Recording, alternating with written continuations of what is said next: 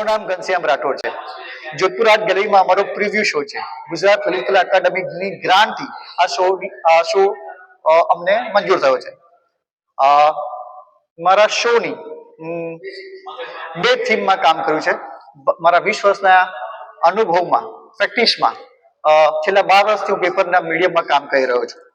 ઘણા સમય પહેલા જ્યારે પોસ્ટકાર્ડની વાત હતી એ સમયની વાત મેં રજૂ કરી છે કે આપણે લેટર લખીને કે કાગળ લખીને કોઈને પૂછીએ કે તબિયત કેમ છે, સમાચાર પૂછતા હતા, તબિયત કેમ છે, ધંધો કેવો ચાલે છે, લોકો કેમ છો, તમે મજામાં છો, વરસાદ પાણી છે કે નહીં, નાની નાની વાતોના સમાચાર હતા.